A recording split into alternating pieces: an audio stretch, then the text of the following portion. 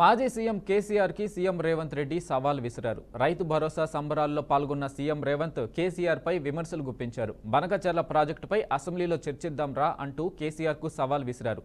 ప్రతిపక్ష నేతగా స్పీకర్ కి లేఖ రాయి చర్చ పెట్టమని, సీఎం హోదాలో చర్చకు నేను రెడీగా ఉన్నానంటూ సీఎం రేవంత్ అన్నారు. రోజమ్మ పెట్టిన రాగి సంగటిని రాయలసీమ రతనాల సీమగా మారుస్తానన్నది వాస్తవం కాదా అంటూ ప్రశ్నించారు.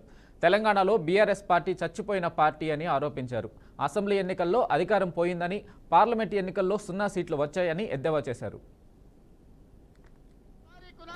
అసెంబ్లీ పెట్టించే బాధ్యత మా శ్రీధర్ బాబు గారు తీసుకుంటారు. నువ్వు నేను చర్చ చేద్దాం. గోదావరి జలాలలో తెలంగాణకు అన్యాయం చేసింది ఎవరు? ప్రాణహిత చేవళ్లను తరలించే 1,00,000 కోట్లు దోసుకున్నది ఎవడు? ఇవాళ గోదావరి బంకంచెర్లలో 3,000 టీఎంసీ సముద్రంలో కోతున్నాయి. రాయలసీమకు తరలించమని చెప్పింది నువ్వు కాదా? 2016లో మొత్తం వివరాలతో నేను వస్తా, నువ్వు సిద్ధంగా ఉన్నావా? నువ్వు చెప్పినాకనే కదా ఉమాభారతి గారి ఆదేశాల మేరకు చంద్రబాబు నాయుడు గారు 2016లో ఆనాడు జీవో ఇచ్చిండు. గోదావరి నుంచి బంకంచెర్లకు నీళ్లు తరలించడానికి, హంద్రీ నీవాకు 400 టీఎంసీలు తరలించడానికి 2016లోనే జీవో ఇచ్చిన మాట వాస్తవం కాదా? 2018లో వ్యాప్కోస్ను నియమించింది నిజం కాదా? వ్యాప్కోస్ సంస్థ 400 టీఎంసీలు గోదావరి జలాలను హంద్రీ నీవాకు బంకచెర్ల ద్వారా తరలించడానికి ప్రాజెక్టు రిపోర్ట్ ఇచ్చిన మాట వాస్తవం కాదా? ఇవన్నీ నీ నాయకత్వంలో నువ్వు ఇచ్చిన బోడి ఉచిత సలహాలతోటి ఈరోజు గోదావరి. కాంగ్రెస్ ప్రభుత్వం అంటేనే వ్యవసాయం అని డిప్యూటీ సీఎం బట్టి విక్రమార్క తెలిపారు. నేడు హైదరాబాద్లో ఏర్పాటు చేసిన రైతు నేస్తం బట్టి విక్రమార్క పాల్గొన్నారు. ఈ నేపథ్యంలో ఆయన కీలక వ్యాఖ్యలు చేశారు. కాంగ్రెస్ పార్టీకి రైతులతో విడదీయరాని సంబంధం ఉందని బట్టి తెలిపారు. రైతు సంక్షేమం కోసం రుణమాఫీ, మద్దతు ధర, రైతు భరోసా, వడ్లకు బోనస్, ఉచిత కరెంటు వంటి పథకాలను అమలు చేస్తున్నామని అన్నారు. అధికారంలోకి వచ్చిన 6 నెలల్లోనే 25 లక్షల మంది రైతులకు 21,000 కోట్ల రూపాయల రుణమాఫీ చేశామని తెలిపారు.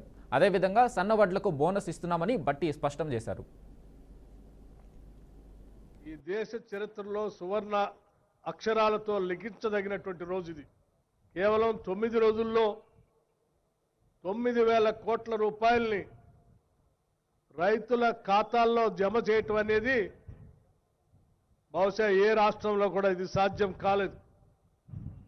కేవలం తెలంగాణ రాష్ట్రంలో ఇందిరమ్మ రాజ్యం, ప్రజాప్రభుత్వం, రేవంత్ రెడ్డి గారు ముఖ్యమంత్రిగా ఈ కేబినెట్ మొత్తం సమిష్టిగా నిర్ణయం తీసుకొని ఈ రాష్ట్రంలో ఉన్నటువంటి రైతాంగ సోదరులందరికీ ఈ 9,000 కోట్ల రూపాయల్ని రైతు భరోసా పేరు మీద దాదాపు 70 లక్షల రైతులకి 9,000 కోట్ల రూపాయల్ని 9 రోజుల అకౌంట్లో వేసి సాక్షాత్తు రైతు రుణమాఫీ, రైతు భరోసా పథకాలు ఇతర రాష్ట్రాలకు ఆదర్శంగా నిలిచాయని మంత్రి తుమ్మల అన్నారు. నేడు హైదరాబాద్లో జరిగిన రైతు నేస్తం సభలో పాల్గొన్న మంత్రి తుమ్మల కీలక వ్యాఖ్యలు చేశారు. తెలంగాణ రైతు పథకాలను పొరుగు రాష్ట్రాలు అనుసరించాలని చూస్తున్నాయని అన్నారు. 2024లో అధికారంలోకి వచ్చిన 6 నెలల్లోనే 2 లక్షల కోట్ల రూపాయల వరకు పంటల రుణమాఫీని, 25 లక్షల మంది రైతు కుటుంబాలకు 21,000 కోట్ల రూపాయలు జమ చేశామని వెల్లడించారు. ఇలాంటి ఘనత దేశంలో ఏ రాష్ట్రంలోనూ లేదని తుమ్మల స్పష్టం చేశారు. పెట్టుకునే రోజుకి ఆయన జేబులో డబ్బులు ఉండాలి, నాటేసే ముందే నువ్వు డబ్బులు ఇవ్వాలని చెప్పి బట్టి గారి మీద ఒత్తిడి తీసుకొచ్చి ప్రభుత్వంలో ఉన్నటువంటి మంత్రుల యొక్క సహాయ సహకారాలతోటి ఈనాడు ఒకే ఒక్క వారంలో, ఏ చరిత్రలో లేదు, గత 3 నెలలు 4 నెలలు వేసినటువంటి రైతు భరోసా ఆ రోజు విశ్వవిద్యాలయం నుంచి మేము ప్రకటించాం. ముఖ్యమంత్రి గారు 9 రోజుల్లోనే 9,000 కోట్లు వేస్తానంటే అందరూ కొద్దిగా అపహాస్యం చేశారు. అదేవిధంగా దాన్ని కాదులే అని చెప్పి ధీమాగా పండుకున్నారు. కానీ ఈరోజు సాయంత్రం లేచి అరే ఇది ఎట్లా సాధ్యపడింది, రేవంత్ రెడ్డి గారు చేసేటటువంటి ఈ కార్యక్రమం నిజంగా జరిగిందా అని వాళ్ళు లెగిసి మేలుకొని తేల్చుకునే లోపులోనే 9,000 కోట్లు ఈరోజు రైతుల ఖాతాల్లో సుమారు 70 లక్షల మంది రైతుల జేబుల్లో ఇందాక సుల్తానియా గారు స్విచ్ ఆన్ చేసి ఇక్కడికి వచ్చారు అని చెప్పి కూడా మీకు ఈ సందర్భంగా మనం చేస్తున్నాం. అందుకని ఈ ప్రజా ప్రభుత్వం కష్టాలున్నా ఫోన్ ట్యాపింగ్ వ్యవహారంలో BJP MP Etela Rajender SIT విచారణకు హాజరయ్యారు. ఫోన్ ట్యాపింగ్ చేయడం వ్యక్తి స్వేచ్ఛకు భంగం కలిగించడమే అని అన్నారు. హుజూరాబాద్ ఉప ఎన్నికల సమయంలో తన ఫోన్ ట్యాప్ చేశారని తెలిపారు. తన ఫోన్ అనేకసార్లు ట్యాపింగ్ అయిందని ఆరోపించారు. నాయకుల ఫోన్లను మాత్రమే కాకుండా వారి గన్మెన్ల ఫోన్లను కూడా ట్యాప్ చేశారన్నారు. 2018లో తాను ప్రభుత్వంలో ఉన్నప్పుడే తనను ఓడించే ప్రయత్నం జరిగిందని అసహనం వ్యక్తం చేశారు. బీఆర్ఎస్ ప్రభుత్వంలో జరిగిన అక్రమాలపై కమిటీలు వేస్తున్న ప్రభుత్వం ఎందుకు చర్యలు తీసుకోవడం లేదని ఈటల ప్రశ్నించారు. బాధ్యులపై తక్షణమే చర్యలు తీసుకోవాలని ఈటల డిమాండ్ చేశారు. ఈ దేశంలో ఎమర్జెన్సీని తీసుకొచ్చి 50 సంవత్సరాలు వచ్చింది. ఇవాళ మనం గవర్నర్ల ఫోన్లు, జడ్జిల ఫోన్లు, స్వయంగా మంత్రుల ఫోన్లు, ఎమ్మెల్యేల ఫోన్లు, ఇవాళ బాధ్యతాయుతమైనటువంటి సంఘంలో పేరున్న వాళ్ళ ఫోన్లు ట్యాప్ చేసి వాళ్ళ బలహీనతల మీద దెబ్బ కొట్టి ఇవాళ అనేక రకాల అక్రమాలు, దుర్మార్గాలు జరిగినట్టుగా మనకు అర్థమవుతా ఉంది. కాబట్టి ఈ ఎంక్వైరీ అయితే ఉందో నత్తనడకలు జరగకుండా దీంట్లో ఎవరు ఆదేశాల మేరకు ప్రభాకర్ రావు గారు ఇలాంటి పని చేసిండు, ఇవాళ కింద ఉన్న అధికారులు ఎవరి ఆదేశాల మేరకు చేసిండ్రు, ఎందుకు కాలబెట్టాల్సి వచ్చింది, ఎందుకు మొత్తం చార్జ్ చేయాల్సి వచ్చింది, ఇవన్నిటి మీద సమగ్రమైన ఎంక్వైరీ జరగాలి. రేపు ప్రజాస్వామ్యం బతుకుండాలంటే, రాజ్యాంగం మీద ప్రజలకు విశ్వాసం కలగాలంటే. ఏపీ కేబినెట్ సమావేశం ముగిసింది. మంత్రిమండలి సమావేశంలో సీఎం చంద్రబాబు కీలక విషయాలు వెల్లడించారు. ముఖ్యంగా తెలంగాణ లేవనెత్తిన బనకచర్లపై తెలంగాణ ప్రభుత్వానికి ఉన్న సందేహాలను నివృత్తి చేయాలని అధికారులకు సూచించారు. వరద జలాలు మాత్రమే వాడుకుంటున్నామని స్పష్టం చేశారు. అనుమతి లేకుండా తెలంగాణ ఎన్ని ప్రాజెక్టులు కట్టినా ఏపీ ఎప్పుడు కూడా అభ్యంతరం తెలపలేదని గుర్తు చేశారు. అలాగే 42 అజెండా అంశాలకు మంత్రివర్గం ఆమోదం తెలిపింది. మున్సిపల్ శాఖకు సంబంధించి ప్రతిపాదనలకు, సిఆర్డీఏ అథారిటీ ప్రతిపాదనలకు కేబినెట్ ఆమోదం తెలిపింది. ఇక స్వర్ణాంధ్ర P4 పై త్వరలో కమిటీల ఏర్పాటుపై చర్చించారు.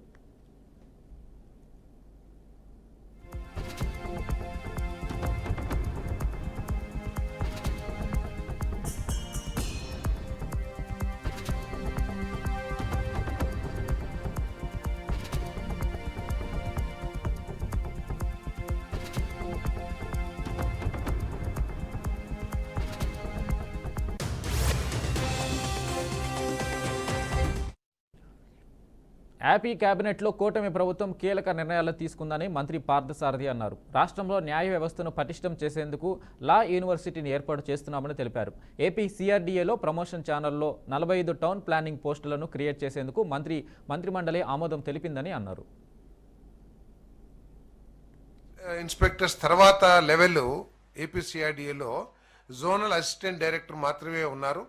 Zonal assistant director direct recruitee, అంటే వీళ్ళకి ప్రమోషన్ ఛానల్ లేక కొంత ఇబ్బందులు ఎదుర్కొంటమే కాకుండా పెరిగిపోయిన బిల్డింగ్ అనుమతులు ఏదైతే ఉన్నాయో ఆన్లైన్లో వచ్చే అనుమతులు కానివ్వండి, లేదా సిఆర్డీఏ పరిధి పెరిగి పని భారం కూడా పెరగడం దృష్టిలో పెట్టుకుని ఒక ప్రమోషన్ ఛానల్ క్రియేట్ చేయాలని చెప్పేసి 64 బిల్డింగ్ ఇన్స్పెక్టర్స్కి 40 టౌన్ ప్లానింగ్ అసిస్టెంట్ పోస్ట్ని క్రియేట్ చేయడం జరిగిందని చెప్పేసి నేను మనవి చేస్తాను. నేను అదేవిధంగా రాష్ట్రంలో న్యాయస్థానం నిష్ణాతుల్ని, న్యాయ వ్యవస్థని పటిష్టపరచాలనే ఉద్దేశంతో మరి లా యూనివర్సిటీని మన ఇదే ప్రభుత్వం గతంలో ల్యాండ్ శాంక్షన్ చేయడం జరిగింది. 55 ఎకరాల ల్యాండ్. ఇది Indian institute of legal education and research వారికి 55 ఎకరాలని సిఆర్డీఓ ప్రాంతంలో 50 లక్షల ధరకి, ఎకరానికి 50 లక్షల ధరతో కేటాయించడం జరిగింది. తర్వాత ఆ యూనివర్సిటీ నిబంధనల్ని కానివ్వండి, లేకపోతే వారి ఆర్థిక పరిస్థితులు కానివ్వండి, ఏదైనా కానివ్వండి, వారు అది మొత్తం దాదాపు. మాజీ సీఎం జగన్ బుల్లెట్ ప్రూఫ్ వాహనాన్ని పోలీసులు సీజ్ చేశారు. సింగయ్య మృతి కేసులో జగన్కి పోలీసులు నోటీసులు జారీ చేశారు. జగన్ తరపున ఎమ్మెల్సీ అప్పిరెడ్డి నోటీసులు అందుకున్నారు. అనంతరం జగన్ బుల్లెట్ ప్రూఫ్ వాహనాన్ని తాడేపల్లి నివాసం నుంచి పోలీసులు తీసుకెళ్లారు.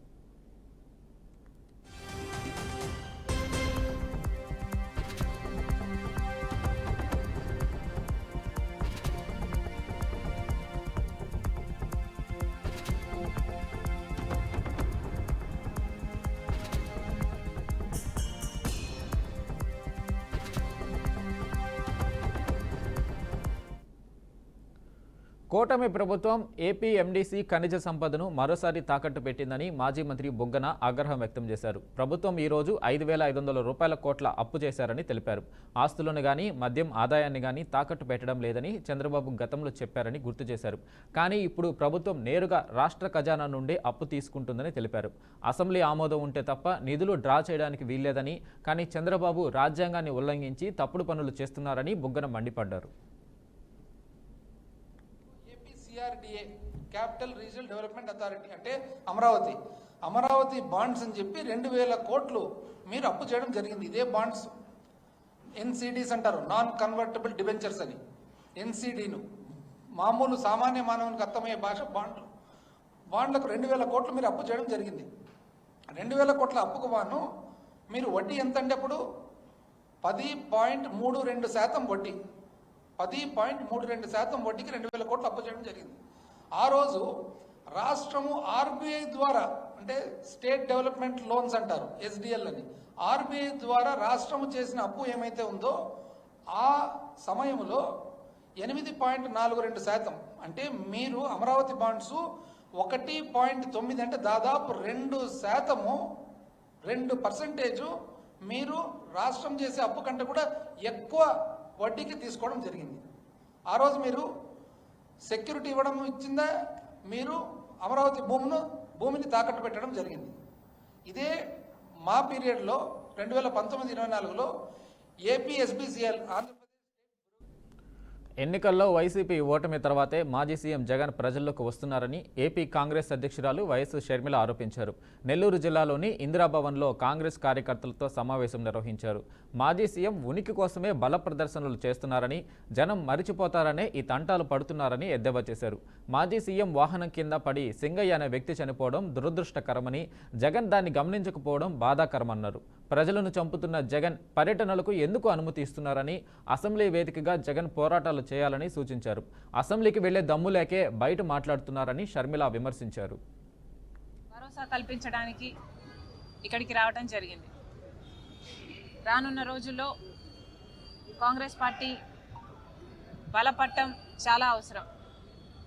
ఎందుకంటే ఈరోజు ఆంధ్ర రాష్ట్ర రాజకీయాలలో ఉన్న మిగతా అన్ని పార్టీలు కూడా బీజేపీతో సత్సంబంధాలు పెట్టుకున్న పార్టీలే. చంద్రబాబు గారు, పవన్ కళ్యాణ్ గారు కూటమి కడితే జగన్మోహన్ రెడ్డి గారి వైసీపీ అక్రమ పొత్తు పెట్టుకుంది. అధికారంలో ఉన్న 5 సంవత్సరాలు కూడా జగన్మోహన్ రెడ్డి గారు రాజశేఖర రెడ్డి గారి కొడుకై ఉండి కూడా మోడీ గారికి దత్తపుత్రుడిగా ప్రతి బిల్లులోనూ బీజేపీ పార్టీకి మద్దతు ఇచ్చారు. అదానికి, అంబానీకి లేక మోడీ గారికి ఏ మేలు కావాలంటే అది చేశారు. మెడలు వంచి ప్రత్యేక హోదా తెస్తానన్న జగన్మోహన్ రెడ్డి గారు తమ మెడలను మోడీ కింద పెట్టడం జరిగింది. ఇక ఇప్పుడు కూటమి సర్కారు అధికారంలో ఉంది. చంద్రబాబు గారు ఇంతకుముందు కూడా బీజేపీతో పొత్తు పెట్టుకున్నారు. కానీ రాత్రి పడ్డ గోయిలోనే మళ్ళీ ఇప్పుడు పగలు పడ్డానికి సిద్ధపడ్డారు చంద్రబాబు గారు. మన రాష్ట్రానికి ఏ ఒక్క మేలు చేయని బీజేపీ పార్టీకి మద్దతిస్తూ ఈరోజు బీజేపీ పార్టీ అధికారంలో ఉంది అంటే ఒక స్తంభంలా నిలబడిన వాడు చంద్రబాబు గారు. విజయవాడ పార్లమెంటు పరిధిలో సుపరిపాలనలో తొలి అడుగు కింద ఏడాదిలో పలు అభివృద్ధి పనులు చేపట్టామని ఎంపీ కేసినేని చిన్ని తెలిపారు. రైల్వే స్టేషన్లు ఆధునీకరించడంతో పాటు రహదారులను అభివృద్ధి చేశామన్నారు. విజయవాడ ఆటోనగర్ రూపురేఖలు మార్చి లారీల ప్రవేశ అనుమతులు సులభతరం చేశామని తెలిపారు. రానున్న 40 ఏళ్ల వరకు వచ్చే భక్తుల తాకిడిని తట్టుకునేలా దుర్గగుడి వద్ద అభివృద్ధి పనులు చేపడుతున్నామన్నారు. కృష్ణా పుష్కరాల నిర్వహణకు ఇప్పటి నుంచే సన్నద్ధమవుతున్నామని తెలిపారు. కొండ ప్రాంతాల్లో నీటి సమస్యకు త్వరలోనే పరిష్కారం చూపుతామని వివరించారు. ఈ సందర్భంగా ఏడాదిలో విజయవాడలో చేపట్టిన అభివృద్ధి కార్యక్రమాలకు సంబంధించిన పుస్తకాన్ని కేసినేని చిన్ని విడుదల చేశారు. ఆయనకు కూటమి నేతలు అభినందనలు తెలిపారు. 15 రోజుల్లో 850 కోట్లతో విజయవాడ రైల్వే స్టేషన్ అభివృద్ధికి టెండర్లు పిలవబోతున్నారు. 15 రోజుల నుంచి నెల రోజుల లోపల ఇది నేను ఒక అద్భుత విజయంగా భావించవచ్చు. ఎందుకన్నా ముఖ్యంగా ఎన్నో సంవత్సరాల నుంచి పరిష్కృతం కాని గుణదల 2 ఆర్ఓబీలు, మధురానగర్ దగ్గర ఒక ఆర్ఓబి, ఓల్డ్ రాజేశ్వరరావు గారి దగ్గర ఒక ఆర్ఓబి, కాన్స్టిట్యున్సీని సెంట్రల్ కాన్స్టిట్యున్సీని కలిపే విధంగా ఇప్పుడు చాలా చిన్న వంతెనగా ఉంది. దానికి కూడా 4 లైన్ల వంతెన కింద డిపిఆర్. వీటికి తోడు డ్రైన్లు, విజయవాడ వెస్ట్ నియోజకవర్గంలో ఉన్న డ్రైన్లు ఎన్నో సంవత్సరాల నుంచి క్లీన్ చేయకపోవడం, వరదల వల్ల చాలా ఇబ్బంది పడ్డాం. వరదల డ్రైన్లన్నీ కూడా క్లీన్ చేయించడం జరిగింది. రాయనపాడులో కానీ కొండపల్లిలో కానీ 3 ఆర్ఓబీలు, ఎందుకంటే అన్ని ఫాస్ట్ ట్రైన్స్ వెళ్ళే దగ్గర 3 ఆర్ఓబీలు, సుమారు 8 ఆర్ఓబీలు పట్టాలెక్కించడం జరిగింది. తప్పకుండా 2-3 నెలల కాలంలో శంకుస్థాపన జరిగి వితిన్ సంవత్సరంన్నర కాలంలో ఇవాళ అన్నీ కూడా రైల్వేకు ఉన్న సమస్యలన్నీ తీరే విధంగా కృషి చేశారు. గడ్కరీ గారి దగ్గర తీసుకెళ్లి 6.3 కిలోమీటర్ల ఫ్లైఓవర్ మహానాడు రోడ్డు నుంచి నిడమానూరు వరకు ఫ్లైఓవర్ శాంక్షన్ చేయించుకురావడం జరిగింది. కానీ మెట్రో కూడా రావడం వల్ల కొంచెం పని ఆలస్యం జరిగింది. లేకపోతే ఈ పాటికి పని మొదలు కావాలి.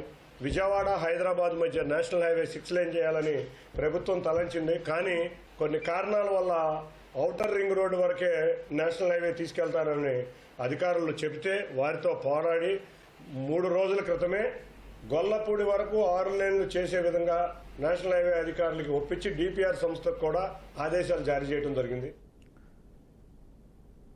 చెన్నైలో వెలుగు చూసిన డ్రగ్స్ కేసులో తెలుగు, తమిళ చిత్ర పరిశ్రమల్లో సుపరిచితుడైన హీరో శ్రీరామ్ అరెస్ట్ కావడం తీవ్ర కలకలం రేపుతుంది. అన్నాడీఎంకే పార్టీకి చెందిన మాజీ కార్యనిర్వాహకుడితో సంబంధాలున్న ఈ డ్రగ్స్ రాకెట్లో శ్రీరామ్ పాత్ర ఉందని తేలడంతో పోలీసులు ఆయన్ను అదుపులోకి తీసుకున్నారు. ప్రసాద్ డ్రగ్స్ సరఫరా చేస్తున్నాడన్న పక్కా సమాచారంతో చెన్నై పోలీసులు రంగంలోకి దిగారు.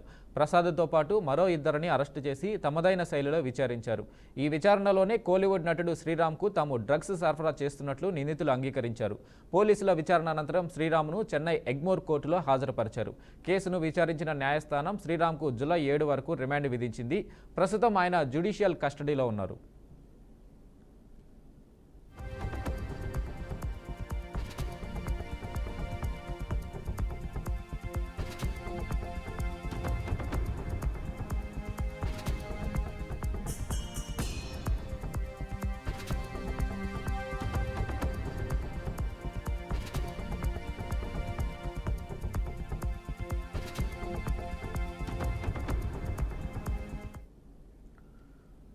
బీజేపీలో చేరడానికి తాను ప్రధాని మోడీని ప్రశంసించలేదని కాంగ్రెస్ సీనియర్ నేత ఎంపీ శశి థరూర్ స్పష్టం చేశారు. ఈ ప్రచారంపై థరూర్ తాజాగా స్పందిస్తూ తన వైఖరిని వెల్లడించారు. ప్రధాని కార్యాలయం సైతం శశి థరూర్ రాసిన వ్యాసాన్ని ఎక్స్ వేదికగా పంచుకోవడంతో ఈ చర్చ మరింత ఊపందుకుంది. ఊహాగానాలపై థరూర్ క్లారిటీ ఇచ్చారు. తాను రాసిన వ్యాసం ఆపరేషన్ సింధూర్ విజయాన్ని, అన్ని పార్టీల ఐక్యతను వివరిస్తుందని తెలిపారు. ఇతర దేశాలతో సంబంధాలను బలోపేతం చేసుకోవడంలో ప్రధాని మోడీ ప్రదర్శించిన శక్తి, చైతన్యాన్ని తాను പ്രസ്താവിച്ചിട്ടുള്ള വിവരിച്ചാరు. അത് കഴിഞ്ഞിട്ട് ഞാൻ തിരിച്ചു വന്നപ്പോൾ പിന്നെ വീണ്ടും ഒരു മെസ്സേജ് ഉണ്ടായിരുന്നില്ല. അപ്പോൾ ഞാൻ എൻ്റെ എക്സിസ്റ്റിംഗ് പ്രോഗ്രാമിനെ മുന്നോട്ട് കൊണ്ടുപോയി. വീണ്ടും വിദേശത്തിലുമായിരുന്നു, ഒരു കമ്മിറ്റി മീറ്റിംഗ് ഡൽഹിയിലുമായിരുന്നു. അതെല്ലാം കഴിഞ്ഞിട്ട് ഇന്നെത്തി വോട്ടിംഗ് ദിനം. ഇന്നലെ രാത്രി എത്തി, വോട്ടിംഗ് ദിനമാണ്. പക്ഷേ എനിക്ക് സ്പഷ്ടമായി പറയാനുള്ളൊരു കാര്യം, എന്നെ ക്ഷണിച്ചില്ലേ, ഞങ്ങളുടെ കോൺഗ്രസ് പ്രവർത്തകർ ആത്മാർത്ഥതയോടെ അവിടെ പ്രവർത്തിച്ചിട്ടുണ്ട്. അവർ പ്രചരണം ചെയ്തിട്ടുണ്ട്. നമുക്ക് നല്ലൊരു സ്ഥാനാർത്ഥിയുണ്ട് അവിടെ, അദ്ദേഹം ഇറങ്ങിയിട്ടുണ്ട്. എൻ്റെ അഭിപ്രായത്തിൽ അവരുടെ പ്രവർത്തനത്തിൻ്റെ ഒരു വിജയം കാണണമെന്നാണ് എൻ്റെയും ആഗ്രഹം. അപ്പോൾ പ്രചരണം ചെയ്തിട്ടില്ലെങ്കിലും എൻ്റെ ആഗ്രഹം പിന്നെ നിലമ്പൂരിൽ കോൺഗ്രസിൻ്റെ വിജയം തന്നെയാണോ? അങ്ങനെ ഒരു കാര്യം ഞാൻ പറയട്ടെ. കോൺഗ്രസ് എന്ന് പറഞ്ഞൊരു സ്ഥാപനവും കോൺഗ്രസിൻ്റെ മൂല്യങ്ങളും കോൺഗ്രസിൻ്റെ പ്രവർത്തകരും ഒക്കെ എനിക്ക് ഭയങ്കര അടുപ്പമാണ്. ഞാൻ 16 വർഷമായിട്ടിപ്പോൾ നമ്മളുടെ പാർട്ടി പ്രവർത്തകരൊപ്പം നിന്ന് പ്രവർത്തിച്ചിട്ട് അവരുടെ കഴിവ്, അവരുടെ ആത്മാർത്ഥത, അവരുടെ ഐഡിയലിസം എല്ലാം ഞാൻ കണ്ടതാണ്. അപ്പോൾ എനിക്ക് കോൺഗ്രസ് പാർട്ടി ഒരു സ്ഥാപനമായിട്ടോ കോൺഗ്രസ് പ്രവർത്തകർ മനുഷ്യന്മാരായിട്ടും സുഹൃത്തുക്കളായിട്ടും സഹോദരന്മാരായിട്ടും അവരൊപ്പമുള്ള സ്നേഹവും സൗഹാർദ്ദത്തെക്കുറിച്ച് നിങ്ങൾ ആർക്കും ഒരു സംശയവും വേണ്ട. അത് എപ്പോഴും ഉണ്ട്, എപ്പോഴും ഉണ്ടാവും. ഇപ്പോഴത്തെ ചില കോൺഗ്രസ് നേതൃത്വത്തിനൊപ്പം എനിക്ക് ചില അഭിപ്രായ വ്യത്യാസങ്ങൾ ഉണ്ടായിട്ടുണ്ടെന്ന് നിങ്ങൾക്കറിയാം. ഇതിൽ പല കാര്യങ്ങൾ പിന്നെ പബ്ലിക്ലി ഉണ്ട്, അതുകൊണ്ട് നിങ്ങൾക്കറിയാം അഭിപ്രായ വ്യത്യാസങ്ങൾ കണ്ടിട്ടുണ്ട്. പക്ഷെ അതൊക്കെ ഞാൻ പാർട്ടിയുടെ അകത്ത് ఉగ్రవాదంపై భారత్ కఠిన వైఖరి అవలంబిస్తుందని ఆపరేషన్ సింధూర్తో ఈ విషయాన్ని ప్రపంచానికి చాటి చెప్పామని ప్రధాని మోడీ చెప్పారు. జాతీయ ప్రయోజనాల దృష్ట్యా తమ ప్రభుత్వం కీలక చర్యలు తీసుకుంటుందని తెలిపారు. పాకిస్తాన్తో ఘర్షణ సమయంలో దేశంలో తయారు చేయబడిన ఆయుధాలు వాటి ప్రభావాన్ని చూపించాయని కొనియాడారు. భారతీయుల రక్తాన్ని చిందించాలనుకునే వారికి ఏ ప్రదేశం సురక్షితంగా లేదని ఇటీవలే ఈ విషయం స్పష్టమైందన్నారు. వివక్ష లేని బలమైన భారత్ను కోరుకునే వ్యక్తుల ఆదర్శాలపై భారత్ పనిచేసిందని నొక్కి చెప్పారు. दुनिया की तीसरे नंबर की इकोनॉमी बनने की तरफ बढ़ रहा है. हाल में दुनिया ने ये भी देखा है कि भारत का सामर्थ्य क्या है. ऑपरेशन सिंदूर आतंकवाद के खिलाफ भारत की कठोर नीति को दुनिया के सामने एकदम स्पष्ट कर दिया है.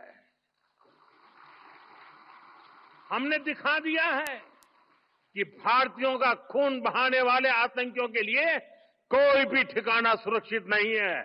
साथियों, आज का भारत देश हित में जो भी हो सकता है और जो भी सही है, भारत तेजी से दुनिया की तीसरे नंबर की इकोनॉमी बनने की तरफ बढ़ रहा है.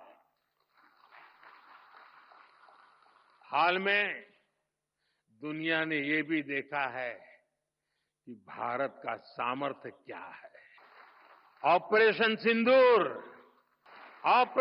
सिंदूर आतंकवाद के खिलाफ भारत की कठोर नीति को दुनिया के सामने एकदम स्पष्ट कर दिया है. हमने दिखा दिया है कि भारतीयों का खून बहाने वाले आतंकियों के लिए कोई भी ठिकाना सुरक्षित नहीं है.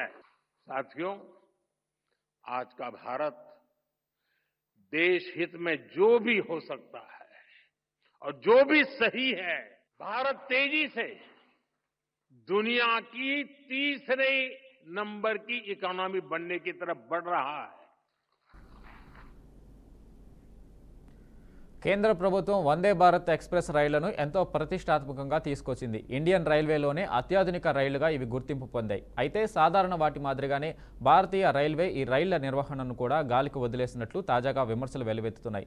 తాజాగా ఢిల్లీకి వెళ్తున్న 22,415 వందే భారత్ ఎక్స్ప్రెస్లో ఓ ఏసీ డెక్ నుంచి వాటర్ లీకేజ్ కావడంతో ప్రయాణికులు ఇబ్బందులకు గురయ్యారు.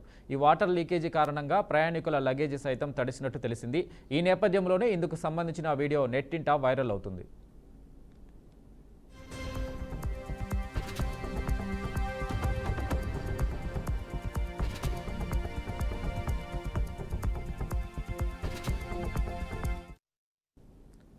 రాష్ట్రీయ జనతాదళ్ అధ్యక్షుడిగా లాలూ ప్రసాద్ యాదవ్ 13వసారి ఏకగ్రీవంగా ఎన్నికయ్యారు. పట్నాలోని ఆర్జేడీ కార్యాలయంలో తేజస్వి యాదవ్, రబ్రీదేవి, మీసా భారతి సీనియర్ నాయకుల సమక్షంలో లాలూ నామినేషన్ దాఖలు చేశారు. వేరే అభ్యర్థులు పోటీ చేయకపోవడంతో లాలూ ఎన్నిక ఖాయమైంది. లాలూ నాయకత్వం పార్టీకి బలమని ఈ సందర్భంగా తేజస్వి యాదవ్ అన్నారు. రానున్న బీహార్ అసెంబ్లీ ఎన్నికల్లో తప్పకుండా గెలిచి తీరుతామని ధీమా వ్యక్తం చేశారు.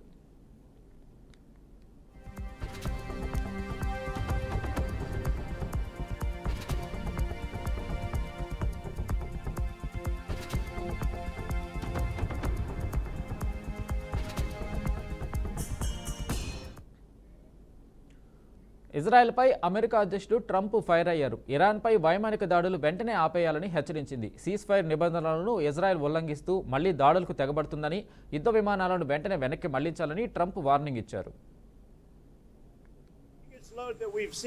I'm not happy with Israel. You know, when I say, okay, now you have 12 hours, you don't go out in the first hour and just drop everything you have on them. So I'm not happy with them. I'm not happy with Iran either. But I'm really unhappy if Israel's going out this morning because of one rocket that didn't land, that was shot, perhaps by mistake, that didn't land. I'm not happy about that. You know what? We basically have two countries that have been fighting so long and so hard that they don't know what the they're doing. Do you understand that? That they don't know what the they're doing. Do you understand that? They violated it, but Israel violated it too. Israel, as soon as we made the deal, they came out and they dropped a load of bombs, the likes of which I'd never seen before. The biggest load that we've seen. America అధ్యక్షుడు Donald Trump Ukraine president Zelensky రేపు భేటీ కానున్నారు. నెదర్లాండ్స్లోని Hague నగరంలో జరిగే NATO శిఖరాగ్ర సమావేశం సందర్భంగా వీరిద్దరూ సమావేశం కానున్నట్లు ఉక్రెయిన్ అధ్యక్ష కార్యాలయంలోని ఓ సీనియర్ అధికారి తెలిపారు. రష్యా ఉక్రెయిన్ యుద్ధంపై ఇరువురు నేతలు చర్చించనున్నట్లు వెల్లడించారు. రష్యాపై మరిన్ని ఆంక్షలు సహా చమురు ధరలపైన డిస్కస్ చేయనున్నట్లు తెలుస్తుంది. అయితే ఈ నెల 15 నుంచి 17 వరకు కెనడాలో జరిగిన G7 శిఖరాగ్ర సమావేశం సందర్భంగా జెలెన్స్కీతో ట్రంప్ భేటీ కావాల్సి ఉంది. కానీ ఇరాన్ ఇజ్రాయెల్ వివాదం నేపథ్యంలో అనూహ్యంగా ట్రంప్ ముందస్తుగానే సమావేశం నుంచి వెళ్లిపోవడంతో మీటింగ్ రద్దు అయింది. ఈ క్రమంలోనే వీరు మరోసారి భేటీ కానుండడంపై ఆసక్తి నెలకొంది.